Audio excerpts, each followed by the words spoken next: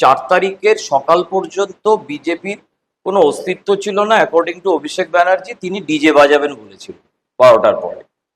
তাহলে 4 তারিখের পরে বিজেপির এত বড় সংগঠন হয়ে গেল যে তারা তার দক্ষিণ হস্ত ডায়মন্ড হারবার মডেলের রূপকার, মানে বাস্তব লেভেলের রূপকার আর কি, সে তাকে বিজেপি ভয় দেখিয়ে দিল।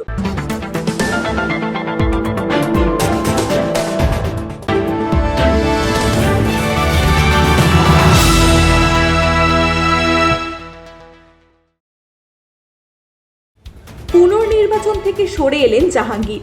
প্রেসের সামনে অজুহাত, শুভেন্দু অধিকারী ফলতার জন্য ভালো প্যাকেজ রাখছেন, তাই ফলতার ভবিষ্যতের কথা ভেবে তিনি নির্বাচন থেকে নিজের নাম তুললেন।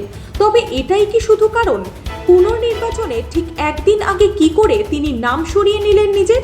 ইলেকশন লড়লে জাহাঙ্গীর হেরে যেত, এটা জেনেই কি নিজেকে সরিয়ে নিলেন জাহাঙ্গীর? অভিষেকের একটা শক্ত পিলার ছিল জাহাঙ্গীর, আজ সেও সরে এলো। এরপর ডায়মন্ড হারবারে কি আর অভিষেক দাঁড়াতে পারবে কখনো? এভাবেই কি শেষ হয়ে যাবে 15 বছর ধরে রাজত্ব চালানো দলটা? এই বিষয় নিয়ে কি বললেন রাজনৈতিক বিশ্লেষক প্রসেনজিৎ বক্সী, শুনে নেব। প্রসেনজিৎদা, ফলতায় আজকে নির্বাচন চলছে। ফলতাতে জাহাঙ্গীর খানের পিছে হাঁটার বা নমিনেশন উইথড্র করে নেওয়ার পেছনের নেপথ্যের কাহিনীটা কি? প্রথম কথা হচ্ছে যে এভাবে তো নমিনেশন উইথড্র হয় না। উনি লড়াইয়ের ময়দান থেকে সরে গেছেন বলে নিজে একটা সাংবাদিক সম্মেলন করে দাবি করেছে। তাতে কিছু যায় আসে না নির্বাচনী ব্যবস্থার মধ্যে, কারণ ইভিএমে তার নামই থাকবে এবং সেটা তৃণমূল কংগ্রেসের প্রার্থী হিসাবেই থাকবে, এবং হয়তো তিনি ভোটও পাবেন, এবং ভোট পাওয়াটাও একটা গণতান্ত্রিক পদ্ধতিতে নিয়মের মধ্যে পড়ে। কিন্তু এখানে যেটা সবচেয়ে বড় মজার বিষয় হচ্ছে যে এটা তৃণমূল কংগ্রেসের ভেতরকার যে একটা কঙ্কালসার চেহারা, সেইটাকে প্রকট করে দিল দুটো দিক দিয়ে। একটা হচ্ছে যে এই জাহাঙ্গীর খান ছিল বহুল প্রচারিত অভিষেক ব্যানার্জি তার ডায়মন্ড হারবার মডেলের অন্যতম কাণ্ডারি। তো তিনি পিছিয়ে গেলেন এবং ব্যক্তিগতভাবে পিছিয়ে গেলেন, কারণ তারপরে তৃণমূল দলের পক্ষ থেকে বিবৃতি দিয়ে বলা হলো যে এই ধরনের কোনো সিদ্ধান্তের বিষয়ে আমাদের কোনো ইয়ে নেই, এটা জাহাঙ্গীর খান তিনি তার ব্যক্তিগত জায়গা থেকে বলেছেন আমরা লড়াইয়ের ময়দানে আছি। কাকে নিয়ে লড়াইয়ের ময়দানে আছো? যে তোমার প্রার্থী সে রণে ভঙ্গ দিয়েছে আর তুমি সেটা জানতে না, আর তুমি বলছো তুমি লড়াইতে আছো, তাহলে তো নির্দিষ্ট করে বলতে হয় যে আমি তাহলে সিপিএম এর সঙ্গে আছি, আমার সমর্থকদের সিপিএম কে ভোট দিতে বলছি, আমার সমর্থকদের কংগ্রেসকে ভোট দিতে বলছি, অথবা আমার সমর্থকদের আমাদের প্রতীক চিহ্নে ভোট দিতে বলছি, সেখানে প্রার্থী যেই হোক না কেন। তুমি কোনোটাই বললে না। মানে এটা পুরো কঙ্কাল অবস্থাটা, মানে একটা দল ভোটে হারার কয়েক ঘন্টার মধ্যে তার যে এরকম খারাপ অবস্থা হতে পারে, এটা আমরা জানতাম, কিন্তু তৃণমূলের লোকেরা জানতো না। তারা ভেবেছিল যে তাদের দল এতটাই শক্তিশালী মজবুত যে তারা হেরে যাক, যাই হোক না কেন তারা প্রচন্ড শক্তিশালী থাকবে। কিন্তু বাস্তবে পুলিশ নেই, তাই তৃণমূল কংগ্রেস নেই। পুলিশ থাকলে তৃণমূল কংগ্রেস থাকতো। জাহাঙ্গীরেরও তাই অবস্থা। পুলিশ ছিল বলে জাহাঙ্গীর অত বড় নেতা হয়েছিল, তথাকথিত কোট আনকোট নেতা। আজকে পুলিশ নেই বলে, আর ভাইপো তো নেই ওর মাথার ওপরে, যার ফলে জাহাঙ্গীরের আর সেই দম হয়নি যে নির্বাচনটা দিনে বুথে বুথে ঘুরে প্রার্থীদের কাছে বলা যে ভোটদাতাদের কাছে বলা যে আপনারা আমাকে ভোট দিন, আমি জাহাঙ্গীর খান। কারণ ও জানে যে পুলিশ ছাড়া রাস্তায় বেরোলে গণপিটুনিতে মারা যায়। প্রসেনজিৎদা, কোথাও কি আপনার মনে হয় যে বিজেপি জাহাঙ্গীর খানকে ব্ল্যাকমেল করে ধমকে চমকে বসিয়ে দেওয়ার চেষ্টা করছে? সাংবাদিক সম্মেলন জাহাঙ্গীর খান করেছে, তার সঙ্গে বিজেপির কি সম্পর্ক আছে? আর তাহলে এই কদিনের মধ্যে, তাহলে আবার সেই প্রশ্নটা ওই রকমই আসছে যে এই কদিনের মধ্যে 4 তারিখের সকাল পর্যন্ত বিজেপির কোনো অস্তিত্ব ছিল না, অ্যাকর্ডিং টু অভিষেক ব্যানার্জি। তিনি ডিজে বাজাবেন বলেছিল 12টার পরে। তাহলে 4 তারিখের পরে বিজেপির এত বড় সংগঠন হয়ে গেল যে তারা তার দক্ষিণ হস্ত ডায়মন্ড হারবার মডেলের রূপকার, মানে বাস্তব লেভেলের রূপকার আর কি, সে তাকে বিজেপি ভয় দেখিয়ে দিল। এত বড় সংগঠন 4 তারিখ সকাল 10টা পর্যন্ত তো সেই সংগঠন ছিল না।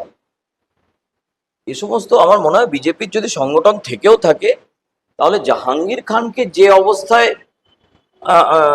আমরা জানতাম, সেই জাহাঙ্গীর খানের মোকাবিলা করার মতো দম বিজেপির কোনো কর্মীর আছে বলে তো আমার মনে হয় না। কারণ ওটা একটা ক্রিমিনাল, ওটা মাফিয়া। এ তৃণমূল সরকার থাকার সময়তেও ক্রিমিনাল ছিল, সেই নিয়ে আমাদের মধ্যে কোনো দ্বিধাদ্বন্দ্ব ছিল না, পরবর্তীকালেও তাই। তো একটা ক্রিমিনালের সঙ্গে বিজেপি কর্মীরা কি বলবে, তাকে ভয় দেখাবে? জাহাঙ্গীর খান আমাদের মুখ্যমন্ত্রী শুভেন্দু অধিকারীকে ওপেনলি প্রশ্ন করেছে তার পেছনে বিজেপির কি ষড়যন্ত্র ছিল, বা জাহাঙ্গীরকে দিয়ে জোর করে বলানো হয়েছিল তার পলিটিক্যাল ক্যারিয়ার শেষ করার জন্য।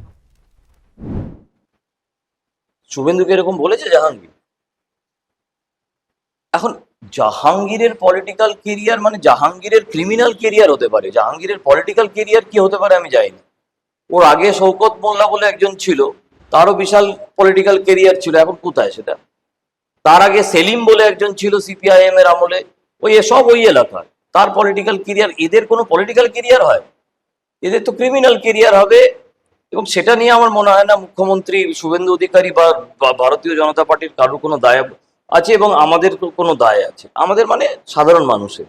প্রসেনজিৎ, জাহাঙ্গীর, আপনার কি মনে হয় জাহাঙ্গীর খান এরপর কি পদক্ষেপ নিতে চলেছে, কি করবেন উনি আগামীকাল?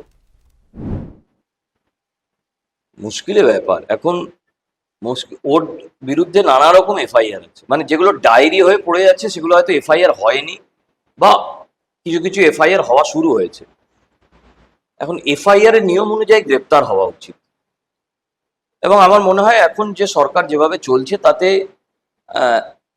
ও চাইছে ও গ্রেপ্তার হয়ে যাক।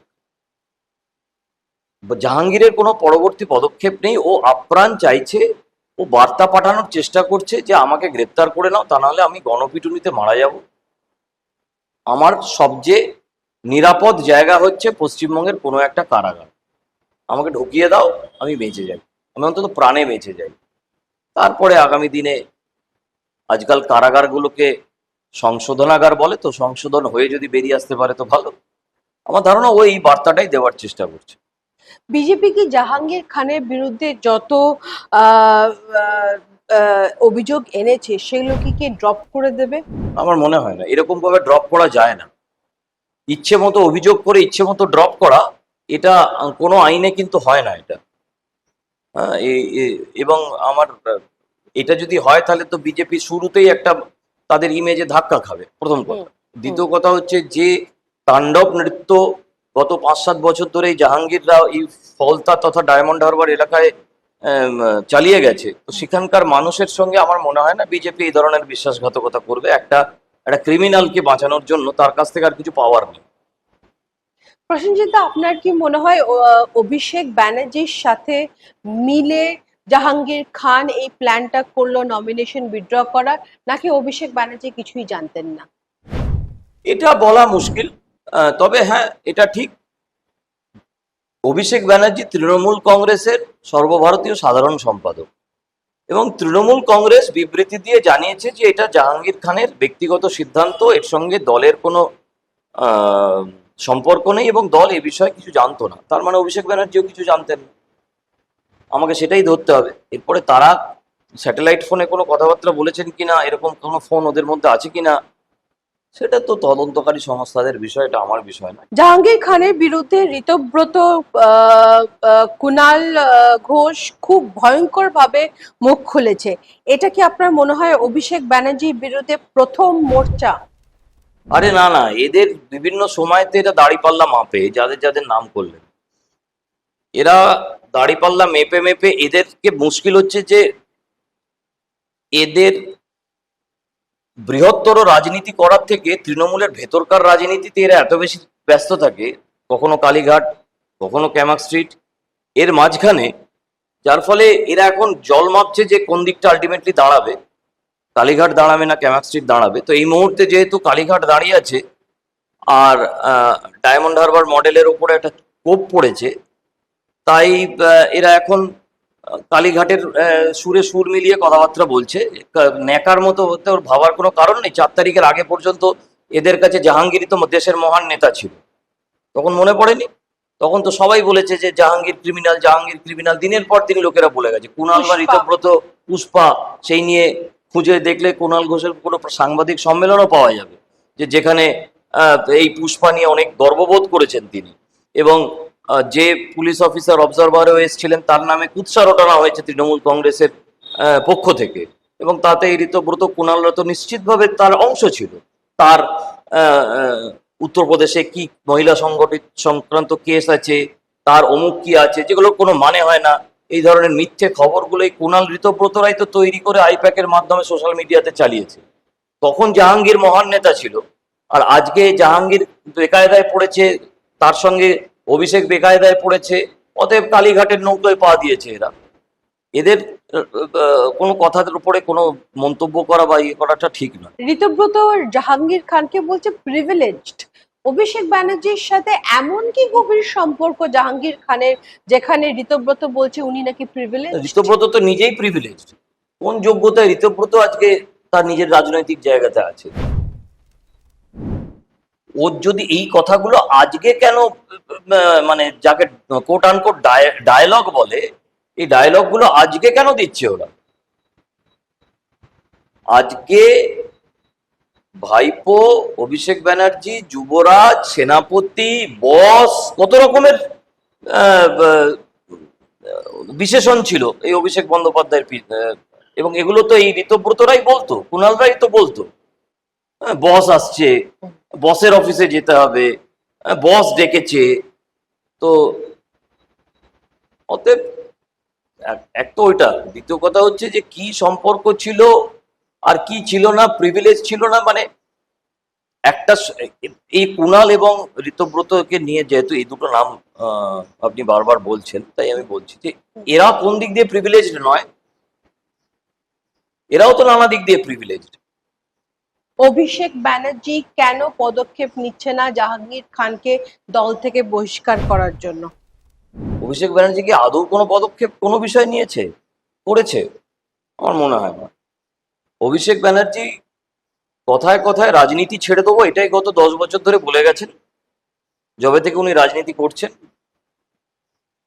আর কথায় কথায় আমি চ্যালেঞ্জ করে গেলাম, এইসবই করেছেন। এর বাইরে উনি আর কোনো পদক্ষেপ করেছেন বলে আমার মনে হয় না, বা করার মতো তার কোনো যোগ্যতা আছে কিনা সেটা তো তাদের দল বুঝবে, আমার কিছু বলার নেই।